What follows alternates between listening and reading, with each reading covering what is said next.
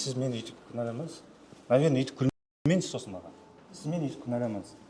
Айтып отырмын ғой. Мен әйел де болсам, сіздің орныңызда болсам, тоқтай тұр, мен де сөйлеп болайын. Мен сіздердің алдарыңызда келіп, мысалы, дұрыс па?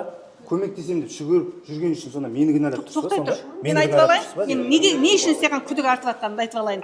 Мен әйел де болсам, осындай жағдай. Енді мен жоқ. Осындай мен кінәлі емес, сіз мен кінәлайтын.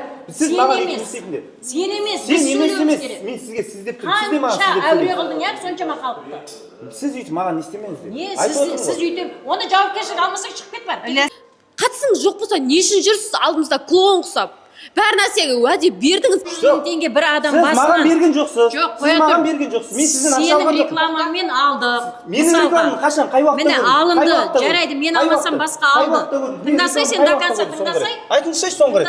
600 мың теңге. Жарайды. 50 адамнан алсам қанша болады ақшасы? Маған бір ақша беріп қойғанда айтып отырсың ғой. 30 миллион ба? Қай жерге жамау жасайсыңдар? Дауыстарымыз көтермейді. Енді қараңыздар.